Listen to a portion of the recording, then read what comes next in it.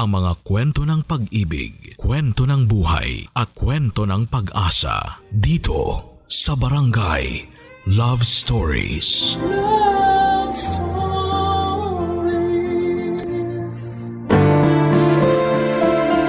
Bawat araw ay ginagawa natin ang ating makakaya, ngunit minsan ay may mga desisyon tayo na hindi pala kanais-nais. Ikaw kabarangay, may nagawa ka na ba sa buhay na pinagsisihan mo at gusto mong remedyohan? Dear Papa Dudut, magandang tanghali sa inyo at sa lahat ng mga kabarangay natin. Masaya akong makapagsulat sa inyo, Papa Dudut. Matagal na kaming sumusubaybay ng aking pamilya sa inyong programa.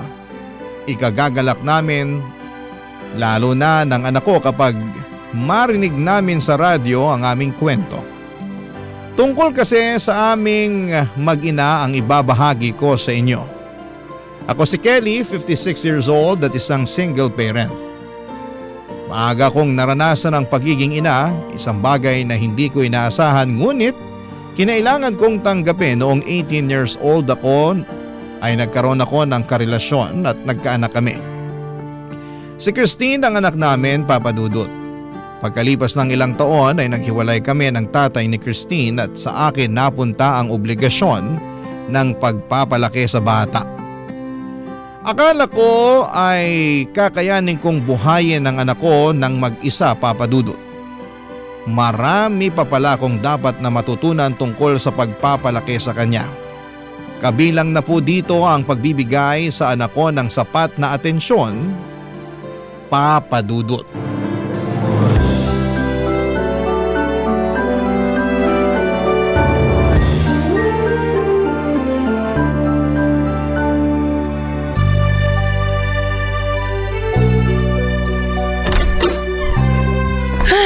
Nakauwi na sa wakas. Mama! Christine, nak. Miss na miss ko po kayo. Payakap nga si Mama.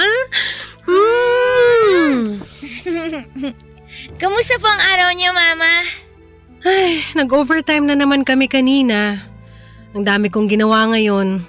Nung pauwi naman ako, ang tagal ng biyahe, sobrang traffic sa labas. Ikaw, nandito ka lang sa bahay, no? Opo. Behave ka ba ngayong araw? Opo. Nagawa mo na yung mga assignment mo para sa school? Nagawa ko na po. Ma, kailan mo ulit ako sasamahang gumawa ng mga assignment ko? Miss ko na rin po kasi yung sabay po tayong nag-aaral eh. Di ko alam, Christine eh. Di ko na yata magagawang samahan ka pa sa mga gagawin mo. Lumalaki ka naman na. 7 years old ka na. Kakayanin mo nang gawin yung mga assignment mo ng mag-isa. Sandali lang nga, ilalapag ko muna tong hawak ko. Ano po yung dala nyo? Bumili ako ng ulam natin. Di ko kaya magluto ng hapunan natin ngayong gabi. Pagod talaga ako galing sa trabaho. Ihain ko muna to sa isang mangkok. Ay! Ang kalat naman sa lamesa. Tingnan niyo po yung lamesa, Ma, oh. May dinrawing po ako. Ito po, oh. Tingnan niyo yung drawing ko, Ma. Ano ba naman to mga pangkulay mo? Iniwan mo na lang na nakakalat sa lamesa. Sa susunod, iligpit mo naman pagkatapos mong gamitin. Sige po, ililigpit ko na po. Alam mo namang wala ako sa bahay palagi eh. Hindi ko magagawang ayusin ang kalat mo. Yung school bag mo, naayos mo na ba? Opo. Ibalik mo na sa bag yung mga pangkulay mo para may magamit ka bukas sa klase, ha? Sige po, Ma. Ikaw na munang umasikaso sa sarili mo. Hindi na tayo tulad ng dati na nasasamahan kita palagi. Alam mong kailangan pumasok sa trabaho si Mama. Kailangan natin ng panggasto sa bahay. Opo. O siya, sige, ihahain ko na yung pagkain. Nakababad na ba sa sabon yung uniform na sinuot mo kanina? Hala, nakalimutan ko po. Nakalimutan mo na naman? Simpleng ibababad mo lang yung damit mo, hindi mo pa nagawa. Sorry po, Mama. Ilang beses kong sasabihin sa'yo. Lalabang ko pa yung mga damit mo. Ibabad mo sa sabon para pagka-uwi ko, diretso ko nang malalaban. Sorry po talaga. Please, tulungan mo rin si Mama, ha? Nahihirapan si Mama pero kinakaya ko. Opo. Ay, sige na. Kumain ka na. Nihanda ko na yung pagkain mo. Sabay na po tayong kumain, Ma. Magpapahinga muna ako. Kukusutin ko pa kasi yung mga damit mo para may maisuot ka bukas. Mauna ka nang kumain. Ma, tingnan niyo po muna yung dinrawing ko. Magbibihis muna ako, papasok na ako sa kwarto ha. Sige na po, Ma. Silipin niyo po kahit sandali lang. Tingnan niyo po. Ayan po.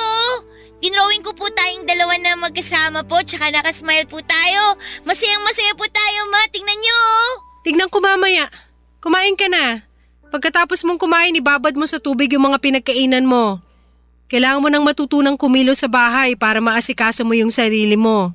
Ipapaalala ko lang sa'yo na hindi tayo palaging magkasama. Papa Dudut, nakita kong hindi ko kayang ipagsabay ang pag-aaruga ng bata at ang pagtatrabaho. Tinutukan ko na lamang ang aking trabaho at kumuha ng yaya para kay Christine. Sa pagiging abala ko sa trabaho ay nabawasan ng husto ang oras na inilalaan ko para kay Christine. 25 taong gulang pa lamang ako noon, Papa Dudut. Akala ko noon na malaki na ako sa edad na ito, na kaya ko nang maging isang magulang. Mahirap pala lalo na kapag isa kang single parent. Ako ang tumayo bilang nanay at tatay ng aking anak. Kinailangan ko rin kasi na maghanap buhay upang matustusan si Christine. Pakiramdam ko nooy hindi pa ako handang magkaanak o magkaroon ng obligasyon. Maraming beses na pumasok sa isipan ko kung gaano kalaking ginhawa sana kapag wala akong anak. Hindi ko sana naranasan noon ang hirap ng pagsasakripisyo para sa bata. Naisip ko ito lalo na kapag nagiging makulit si Christine. Ngunit sa kabila ng mga hindi magagandang naisip ko ay pinanindigan ko pa rin ang aking anak. Paulit-ulit kong tinandaan na wala siyang kasalanan sa sitwasyon namin. Kaya lang, Papa Dudut, kahit gaano kahaba ang pasensya ng isang tao ay may hangganan din po ito. Dahil na rin sa magkapatong na mga problema at ang pagkadismaya ko sa pagiging single mom, nagkaroon ng araw na nasagad ako sa kakulitan ni Christine. May nagawa tuloy akong pagkakamali sa anak ko. Ito ay ang ipinakita ko na hindi ko pinapahalagahan ang nararamdaman niya. At mas pipiliin ko pa ang trabaho kumpara sa kanya, Papa Dudut.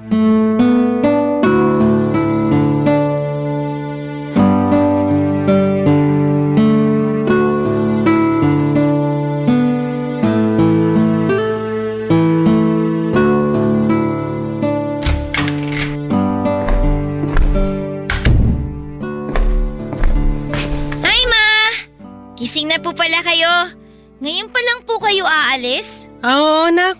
Nasobrahan kasi ako sa tulog. Nauna ka na nga gumising sa akin eh. Ipinagluto ka na rin pala ng pagkain ni Yaya. Opo. Mama, kumain na rin po kayo. Sabay na po tayo. Hindi pwede, baka malate ako. Kailangan ko nang pumasok sa trabaho. Sige na po. Marami po yung ulam. Sayang naman po kung di kayo kakain. Inyo na yung ulam. Doon ako kakain sa trabaho. Magbabanyo na muna ako bago umalis. Ay, teka po, Mama. Sandali lang. Ma! Ma! Ma! May papakita lang po ako sa inyo, Ma! Buksan niyo yung pinto, may papakita lang po ako! Ang kulit mo naman! Umurong tuloy yung ihi ko, ano ba kasi yun? Tingnan niyo yung ginawa ko, Ma, oh! Bago po kayo umalis, tingnan niyo po muna to. Ito po, oh! Tingnan niyo, inayos ko po yung toy box ko. Lahat po ng toys ko nilagay ko po dito sa loob. Ginawa ko po yung bilin niyo sa akin. Maganda po ba? Paulit-ulit kang kumatok sa banyo para lang dyan? Sorry po, Mama. Mamaya ako natitignan yung ginawa mo. Alam mo na nga nagmamandali ako. Teka, saan na nga ba yung bag ko? Ito. Sa trabaho na lang ako iihi. Hindi niyo na po ako pinapansin tulad ng dati. Ganun talaga. Nagbabago ang buhay. Ma, baka naman po pwedeng samahan niyo ako ngayon. Sa day off ko na lang. Ilang beses niyo na pong sinasabi yan eh. Pag day off niyo, lagi naman po kayong tulog. Syempre, pagod ako. Dito na lang po kayo sa bahay, Ma. Alam mong kailangan ko magtrabaho. Lagi naman po kayong wala eh. Hindi na po tayo nagkakasama. Wala naman akong choice. Sobra pong namimiss ko na kayo, Ma. Ayaw ko po kayong umalis. Anong gusto mo? Dito lang po kayo. Samahan niyo po ako. Ha? Samahan niyo na po ako ngayon, Ma. Huwag ka naman magpa-importante. May iba akong mas kailangan gawin. Kahit ngayon lang po. Anong sinabi mo ngayon lang? Opo, ngayong araw lang po, Ma. Tapos, pag pinagbigyan kita, ano mangyayari? Magsasama po tayo tsaka maglalaro. Masaya po yun, Ma. Ano ba yan? Wala na akong oras para sa laro. Kahit naman po anong gawin natin, okay lang po. Basta po ang mahalaga kasama ko po kayo. Hindi pwede. Ma, please naman po kahit ngayon lang. Ano ba yung sinasabi mo na ngayong araw lang? Kung pagbibigyan kita ngayon sa gusto mo, tingin mo sapat na yon? Sigurado naman ako na sa susunod na araw gugustuhin mong samahan ulit kita. Hindi, Ma. Ngayon lang po talaga. Sigurado kung hihiling ka ng isang araw pa. Pagkatapos sa susunod ulit noon, hanggang hindi na tayo matapos at puro laro na lang aatupagin natin. Promise po, Ma. Ngayong araw lang po. Maniwala kayo. Sasamahan ka ni Yaya habang wala ako. May kalaro ka na. Magkaiba naman po kayo eh. Ikaw po yung gusto kong makasama. Ay, hindi ka talaga magpapatinag. Aalis na nga ako para matapos na to. Please naman po, Ma. Kapit ka ng kapit sa braso ko. Dito ka lang po. Bitawan mo nga ako. Ma, huwag kang umalis. Bahala ka dyan. Mag-iiyak ka kung gusto mo. Ma, huwag mo akong iwan, Ma. Mama. Huwag mo akong iwan, Ma. Mama. Papadudot, magmula noong hindi ko pinagbigyan si Christine sa araw na yon ay nagbago ang pakikitungo namin. Napansin kong hindi na siya naglalambing na katulad ng dati. Nabawasan ang paglapit at pangungulit ni Christine sa akin. Hindi na rin siya palangiti at nagmukhang malungkot ang kanyang mga mata. Nung unay nakaramdam ako ng ginhawa dahil nabigyan ang buhay ko ng katahimikan. Mas natutukan ko ang mga dapat kong gawin. Subalit may ugali si Christine na madaling makapagkapalagayan ng loob ng kahit na sino, papadudot. Mabait talaga siyang tao at mabuti ang kalooban. At sa katagalan ay hinahanap-hanap ko rin po ito. Kaya lang tuwing magkasama kami noon ay meron ng pag-aalinlangan na parang siya na mismo ang umiiwas sa akin. Ginagawa ko na lamang ang aking obligasyon at sinusuportahan siya sa aspetong pinansyal. Kaya lang kahit sabihing nasusustentuhan ko siya, sa katagalan ko lamang naintindihan na kulang ito para ipakita ang pagmamahal sa anak. Lumipas ang panahon at hindi ko na namalayan ang mga araw at taon na hindi ko kasama si Christine hanggang sa lumaki na siya. Dito na tuluyang nagkalayo ang loob namin sa isa't isa, papadudot.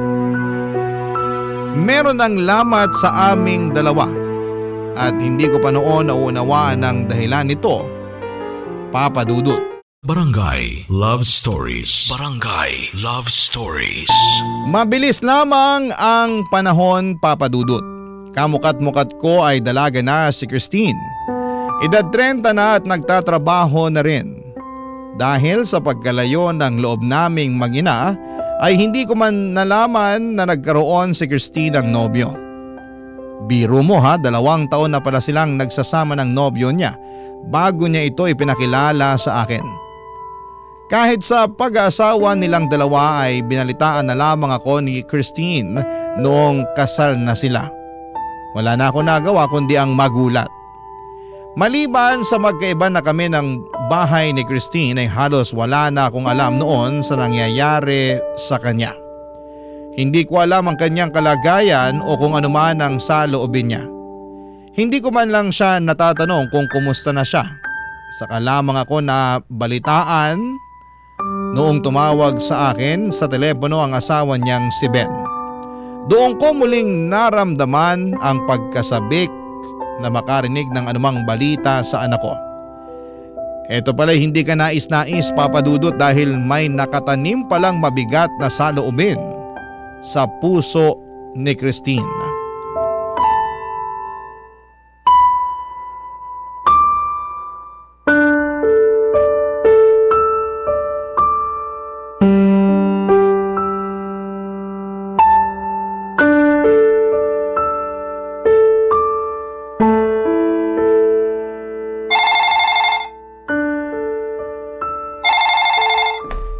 Sino kaya itong tumatawag?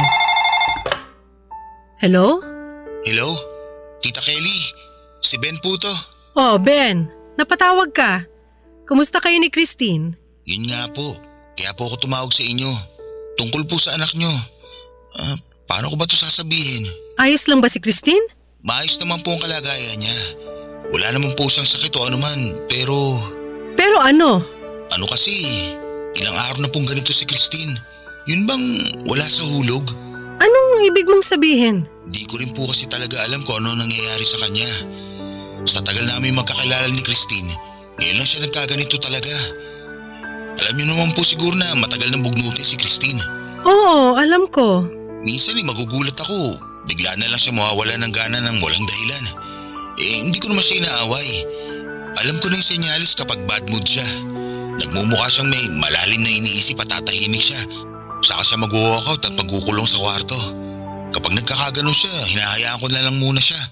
Palilipasin lang naman ang oras at mamaya makakausap ko na uli siya.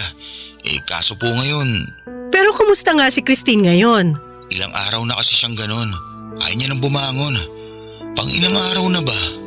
Kung tama ang kwenta ko, 1 linggo na siya nakapulupot sa higaan. Ang ginagawa ko pinapatawa ko siya at pinapakain ko. Kaso hindi na tumatalab sa kanya. Kahit anong pagpapalakas ng loob ko sa kanya, ganun pa rin po siya.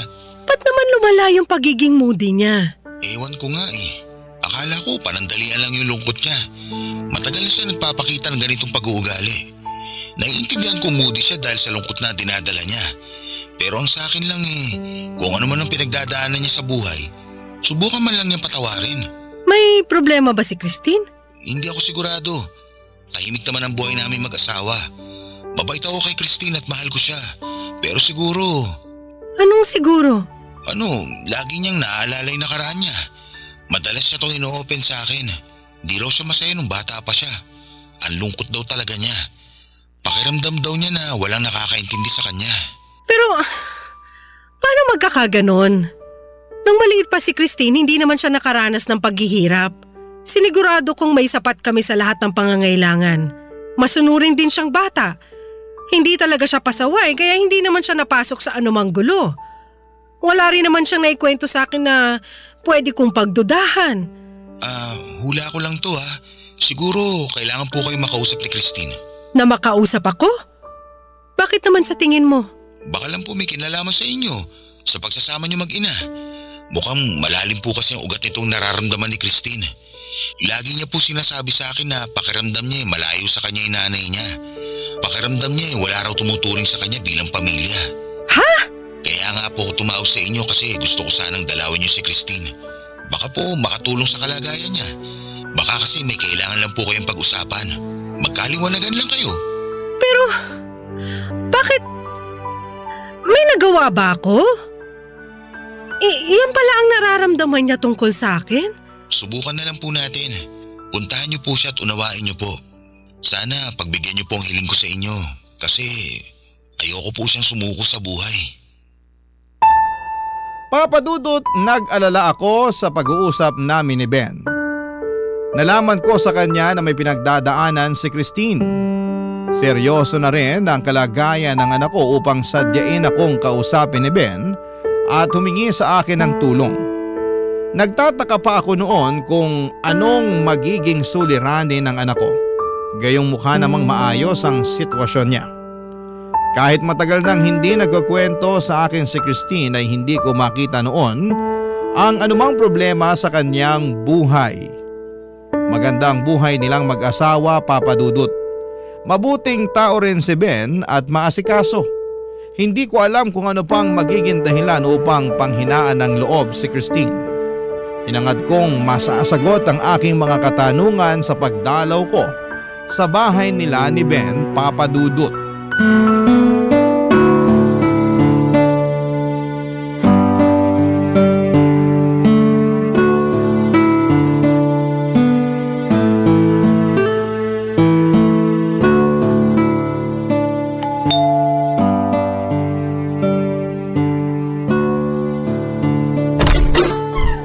Tita Kelly! Ben, masaya ako makita ka ulit. Ngayon lang uli ako nakadalaw sa inyo. Natutuwa ako na malinis pa rin kayo sa bahay Naku, sa labas lang po ng bahay yan. Dito pa lang po ako nakakalinis sa labas. Kaya lang, sa loob ng bahay, pagpasensyahan niyo na po at makalat. Hindi pa po kasi kami nakakapagligpit. Ako lang po kasi ang kumikilos ngayon sa bahay. Pasok na po tayo. Hala, magulo na pala sa loob ng bahay niyo. Hindi ko akalain kapag nasa labas ka. Ikaw rin ba nagluluto ngayon? Opo. Sinisikap kong lutuin lahat ng mga paboritong ulam ni Christine. Pakonti-konti lang po siya kumain. Pero buti napapakain ko po siya kahit papano. Oh, nasa na nga ba siya? Nasa kwarto po. Hatid ko po kayo sa kanya. Dito po tayo, tita. Christine, andito mama mo. Dinalaw ka niya. Ha? Si mama? Papasukin ko na siya, ha? Christine. Ma, Maiwan ko po muna kayong dalawa. bakit nandito ka? Gusto ko lang kumustahin ka. Ilang araw ka na raw hindi lumalabas ng kwarto niyo. Sinabi yan sa'yo ni Ben? Oo, nag-aalala siya sa'yo. Okay ka lang ba? Ewan ko ba? Kailan mo pa ito nararamdaman? Ganito lang talaga ako minsan. Tinatamad lang ako. Wala ka lang sa mood?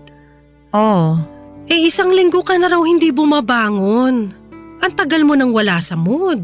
Ewan ko ba? Kumusta ka ngayon? Ayos naman ako. Kumain ka na ba? Baka nagugutom ka na. May gusto ka bang kainin? Bibilhin ko na. Okay na ako, ma. Kung ano yung gusto mo sabihin mo lang. Wala naman akong gusto. Huwag kang mahiya, mahilig ka sa ice cream, 'di ba? Gusto mo ba? Hindi na. Ayaw kong kumain. Ayaw ko rin ng kung ano.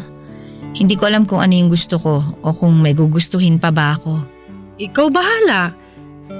Ano bang pakiramdam mo ngayon? Yung totoo? Wala.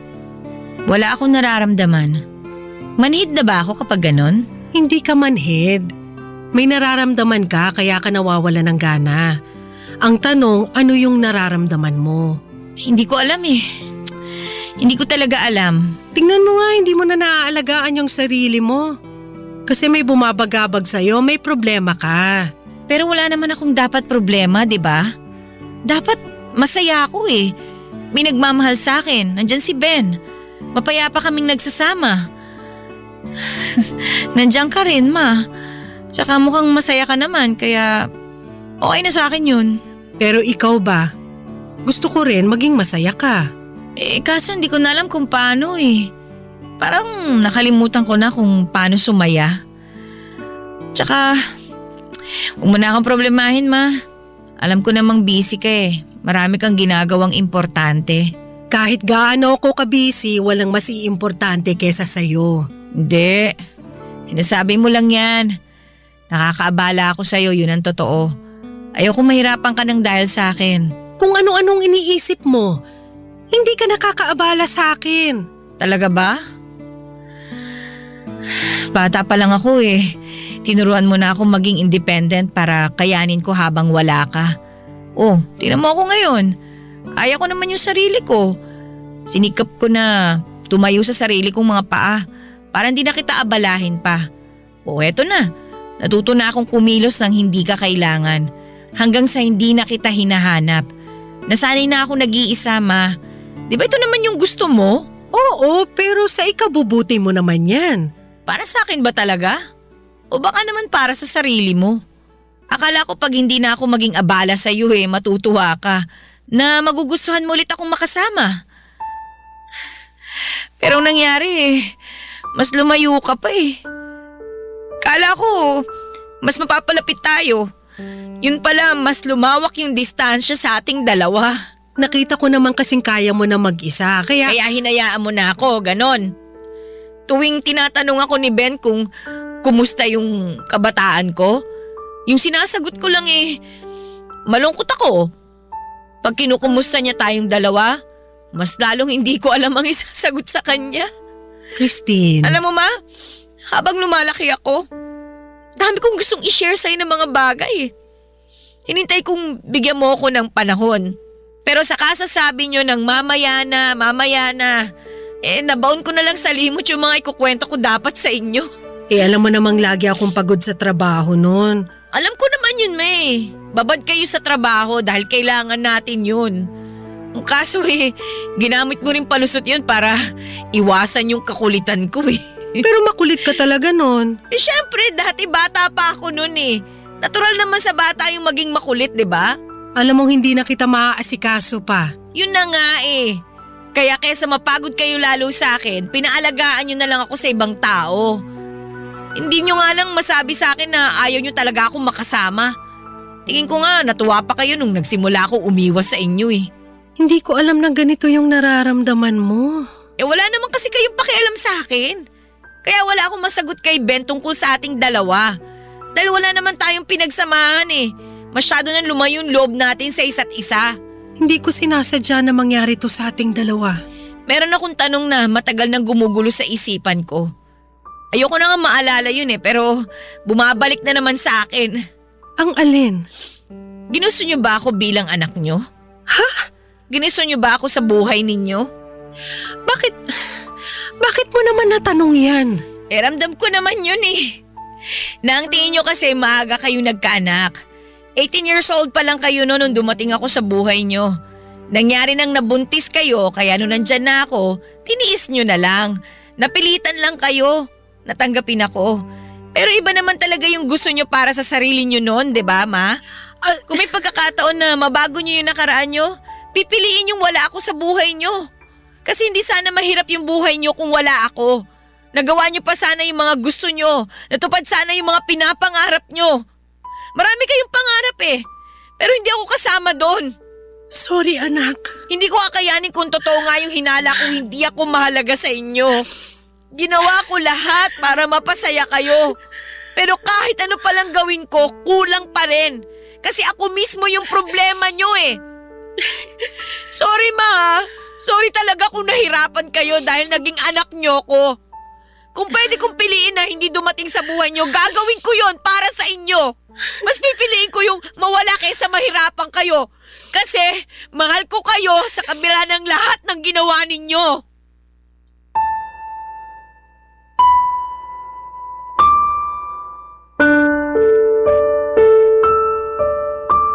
Papadudot nagulantang ako sa pagbahagi ni Christine ng kanyang nararamdaman. Nakonsensya ako sa mga sinabi niya dahil may katotohanan ito. Noong humirap ang buhay naming mag-ina ay maraming beses kong naisip na mas maginhawa sana kapag wala akong anak. Subalit hindi dahil naisip ko ito ay ginusto ko na itong mangyari. Hindi ko lamang lubos na naiwasang maipakita ang aking panandaliang saloobin. Alam kong hindi nararapat na maramdaman ni Christine ang aking sama ng loob sa obligasyon ko sa kanya. Nagkaroon ng depresyon si Christine nang dahil dito, Papadudot. Paulit-ulit kong tinatanong sa aking sarili kung kailan nagsimula ang depresyon ni Christine. Ang alaalang nangibabaw sa isipan ko ay yung maliit pa siya at nagpasama sa akin ng isang araw ngunit malamig ko siyang tinanggihan. Isang araw lamang ang hiniling niya pero hindi ko pa ito ibinigay sa kanya.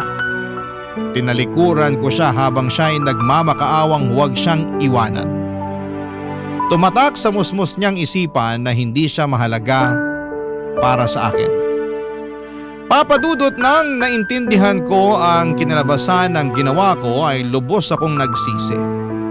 Kung pinahalagahan ko lamang ang paghangad ng anak ko na pagtuunan ko siya, lumaki sana si Christine na buo ang kanyang puso.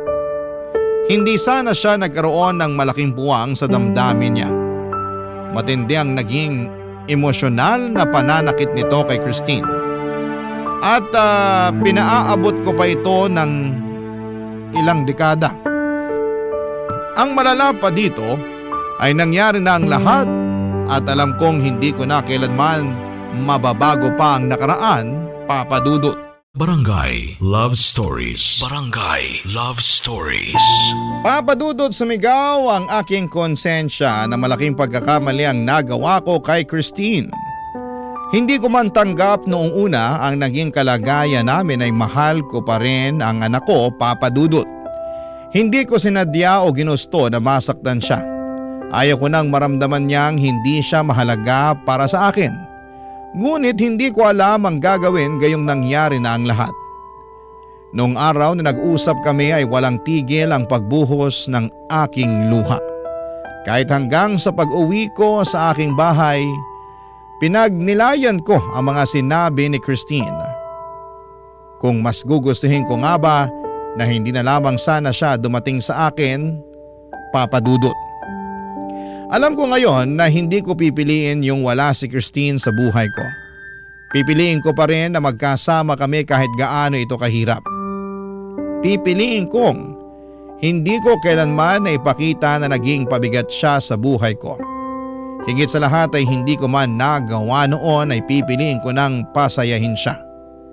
Upang pakalmahin ang aking emosyon ay huminga na lamang ako ng malalim. Mataimtim kong binalikan sa aking isipan ang nakaraan. Inilarawan ko dito ang mga ninanais kong mangyari kung maibabalik ang panahon. Nagsimulang maglaro sa isipan ko ang mga nagawa ko sana at ang mga karugtong pang naranasan sana namin. Lumalim ang pagmuni ko hanggang sa ito'y naging madetalyadong katang-isip. Nadagdagan at nadagdagan pa ito ng eksena sa loob ng aking imahinasyon. Kahit nasa isipan ko lamang sila ay paunti-unti nitong binawasan ang bigat sa loob ko. Pumikit ako at tumuloy sa aking imahinasyon ng nakaraan kung saan ay magkasama kami ni Christine noong siya'y maliit pa. Papa Dudut, binalikan ko ito ang araw na nagpupumilit si Christine na samahan ko siya.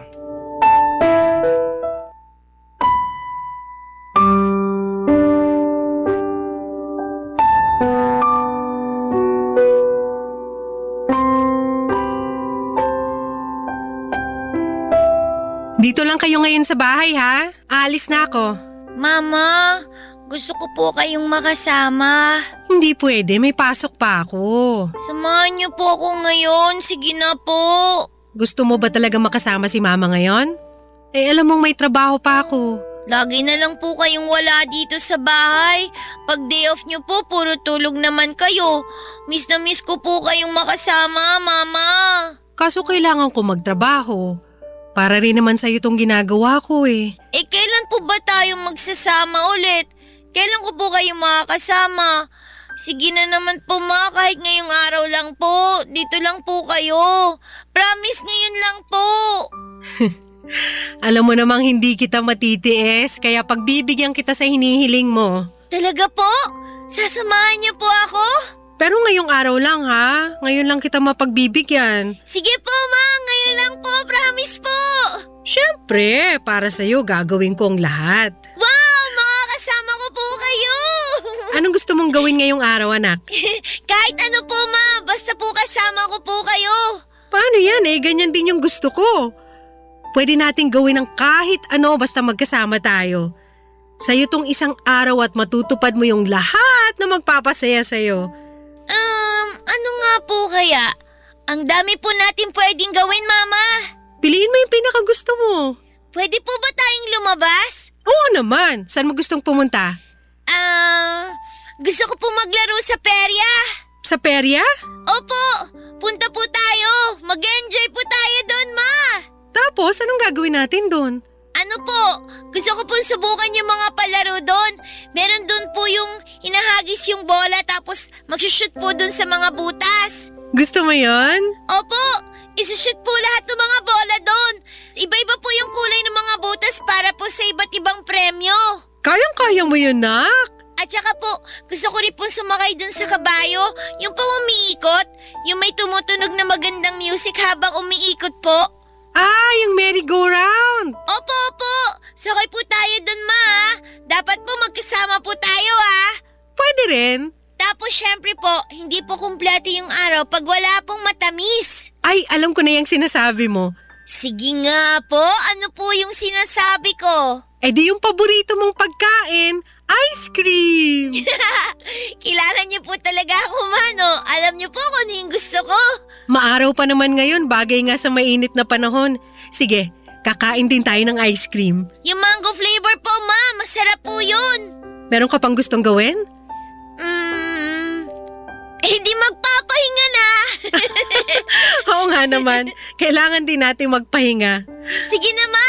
Sa perya na po tayo. O sige, Talaga po? pupunta tayo sa perya! Yay! Ang saya ko! Tara na! Wait lang po, Ma. Hindi pa po kayo kumakain ng almusal. Ay, oo nga pala. Ayaw mo magutom si Mama. Ang sweet naman ng anak ko. Siyempre po, love ko po kayo eh. Sobrang love din kita, anak. Magpalakas po tayo at kumain po muna, Ma. Para po marami tayong magawa ngayong araw na to.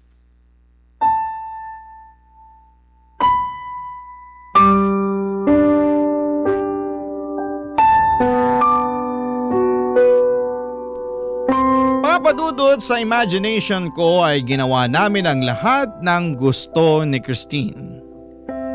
Pinuno ko ito ng makukulay na detalye. Nagsimula ito sa bahay, nagalmusal kami at masaya daw siya dahil muli niya akong nakasama sa hapagkainan. Ipinakita niya sa akin ang iniligpit niyang lalagyan ng mga laruan at sinabi ko na sobrang proud ako sa kanya. Binigyan ko ng day off ang yaya ni Christine at tumuloy kaming mag-ina pagpunta sa perya. Noong nasa perya na kami ay sinubukan namin ang mga palaro doon. Tinupad namin yung mga bidalak na gawin ni Christine. Marami pa kaming naranasan sa imagination ko. Naramdaman ko ang lahat ng ito mula sa simoy ng hangin hanggang sa himig ng merry-go-round, pati ang lamig ng sorbetes na tinikman namin. Nakita kong puno ng ligaya ang anak ko. Pagsapit ng gabi ay bumalik kami sa bahay upang magpahinga. Sinamahan ko siya sa higaan upang siya ay patulugin na. Nagpasalamat siya sa akin dahil sobrang saya daw ng naging araw niya. Nagyakapan kami, bagay na sa imahinasyon ko lamang muling nagawa sa kanya. Nagsabi ako sa kanya ng I love you at bumigkas ng salitang yakap-ulap. Ibig kong sabihin dito ay yakap na kasing lambot ng ulap. Kusa lamang na lumabas itong salita sa bibig ko. Hinele ko si Christine hanggang sa tuluyan siyang nakatulog. Nang nakontento na ako sa aking pag-i-imagine ay paunti-unti kong minulat ang aking mga mata at bumalik ang diwa ko sa kasalukuyan. Tinapos ko na ang paglarawan sa aking isipan at nakapaloob sa aking imahinasyon ang ginusto kong maranasan ni Christine at ito ay ang lubos kong pagmamahal. Kahit nasa katang-isip ko lamang ang eksena, gumaan ang pakiramdam ko na parang totoo itong nangyari, Papa Dudut. Nagpatuloy pa rin ang aking pag-iyak ngunit hindi na dahil sa panghihinayang. Pilit kong pinanatili sa puso ko ang pag-asang hindi pa huli ang lahat.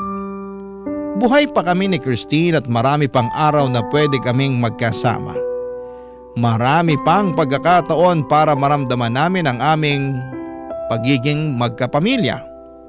Papa Dudut, hindi ko man na iparanas kay Christine ang masayang kabataan ay maibibigay ko pa sa kanya ang maliligayang karanasan simula ng araw na yon. Lumipas ang ilang araw na iniisip ko kung paano maaayos ang pagsasama naming mag-ina. Nang tinawagan ako ni Christine sa telepono, nalaman kong hindi lang ako ang nakakaramdam ng paghilom ng damdamin kundi maging siya, Papa Dudut.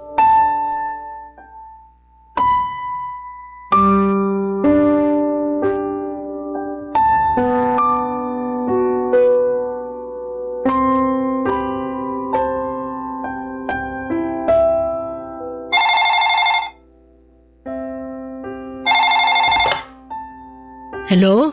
Mama? Christine, kumusta ka na? Okay naman ho ako. Pakiramdam ko medyo umayos na ako. Ay, mabuti kung ganon. Ano nangyari sa'yo nito mga nakaraang araw? Ayun, puro tulog lang yung ginawa ko. Pagkagising, puro naman iyak. Halos naubos ko na nga yung tissue sa bahay sa kasising ako eh. Alam nyo ma, ang himbing ng tulog ko nung nakaraan, may napanaginipan ako maganda nung gabing yon. Kaya lang, hindi ko naman makwento sa inyo kasi hindi ko na rin matandaan eh. Pero sure ako na napanaginipan ko yun nung araw na dumalaw kayo. Talaga? Pagkagising ko nun kinabukasan, medyo gumaan yung pakiramdam ko. Pinagluto ako ni Ben noon tsaka sabay kami nag-almusal. Tapos sinabi pa niya na natutuwa daw siya kasi ginaganahan na raw ulit akong kumain. Nag-aalala nga raw kasi siya kasi baka pumayat ako lalo eh. Kontento na raw siya sa kaseksihan ko. Huwag ko na raw itodo pa. Buti nakakakain ka na. Akalain mo yun, ma? Tulog lang palang kailangan ko para gumaan yung pakiramdam ko. Buti nakakapagbiro ka na rin. Siguro natatanggap ko na lang ang lahat, ma. Ginusto ko na maging close tayo nung bata pa ako. Pero wala naman ako magagawa nun kung nakadepende sa iyo yung paghahanap buhay. Na-realize ko na kaya mo ginawa yon para hindi ako mahirapan. Ikaw yung nagpakahirap para mabigyan ako ng mas magandang buhay. Christine, gusto ko sanang humingi ng paumanhin sa'yo.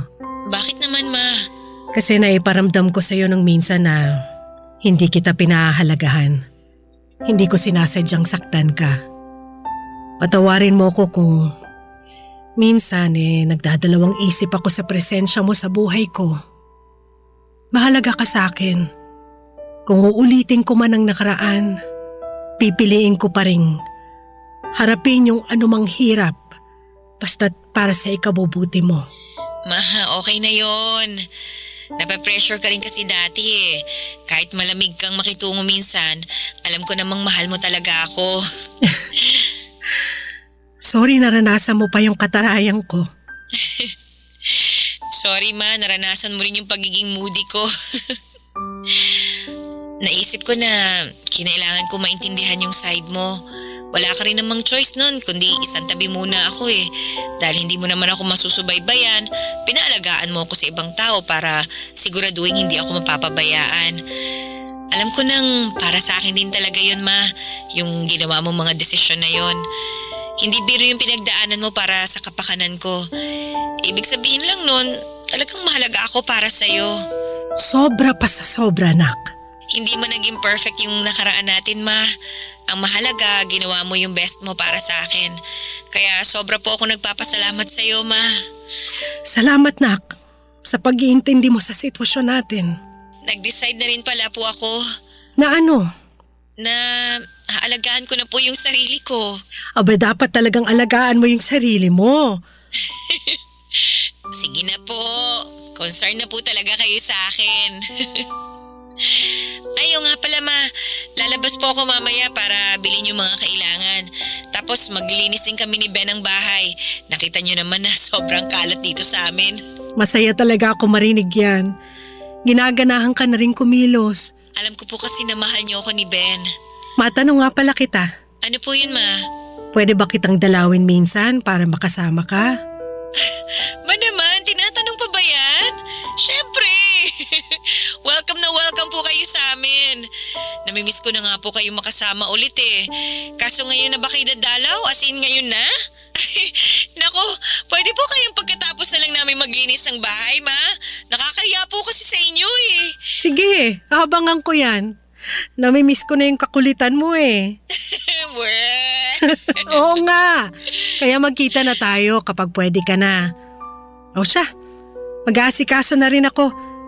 Ipagpatuloy mo lang yan, ha, Christine? Okay, ma. Bye-bye po. Love you, ma. Yakap ulap. Yakap ulap? Teka, saan galing yung salitang yan? Ewan ko ba, ma? Bigla na lang lumabas sa bibig ko eh. Yakap na kasing lambot ng ulap yung ibig kong sabihin doon, ma. Pinagsama ko lang yung dalawang salita. Nakakatuwang sabihin yun, di ba, ma? Nakakatuwa nga. Love you din, anak. Yakap ulap. Sa tanang buhay ko ay hindi ko maalalang ginamit namin ni Christine kailanman ang inimbento naming salita. Nakapagtataka, Papa Dudut. Nasa katahang isip ko lamang dapat itong salitang ito. Kaya paano ito nalaman ni Christine? Napuno tuloy ng mga katanungan ang isip ko. Hindi kaya naramdaman ni Christine ang naging katahang isip ko? Ito kaya ang nabanggit niyang magandang panaginip niya. Nakarating kaya sa kanya ang pagmamahal na nais kong ibigay sa kanya? Maaring hindi ko na masagot ang mga tanong na ito, Papa Dudut. Ang alam ko lang noon ay isang himala na bumuti ang pakiramdam ni Christine. Bumalik ang kanyang sigla at eto naman ang pinakamahalaga. Magmula noon ay hindi ko na pinalalagpas tuwing may pagkakataon na magkita kami ni Christine. Pinaglaanan ko siya ng oras palagi at pinagsikapang bumawi sa kanya. Nadiskubre kong matagal na rin itong hinahangad ng anak ko. Kaya mabilis na nagkalapit ang loob naming mag-ina. Papa Dudut, walang katumbas ang ligaya ko na nakikita kong muli ang kislap sa mga mata ni Christine. Sa wakas ay nararamdaman na niyang kabilang siya sa isang pamilyang puno ng pagmamahal. Sa katagalan ay lumikha si Christine ng magandang buhay para sa sarili niya at sa pamilya nilang mag-asawa. Ngayon ay may sarili siyang negosyo at malakas ang kanyang loob sa marami niyang hangarin sa buhay. Higit sa lahat ay masaya siya. Maraming salamat po, Papa Dudut, sa pagbabahagi ng aking kwento sa inyong mga tagapakinig. Naway ang aming karanasan ay nakapagbahagi sa inyo ng tuwa at pag-asa. Thank you sa inyong lahat sa Barangay Love Stories. Ang inyong forever kapuso at kabarangay, Kelly. Ano ang masasabi mo sa ating Barangay Love Stories today? Abangan namin ang sagot mo sa comment section.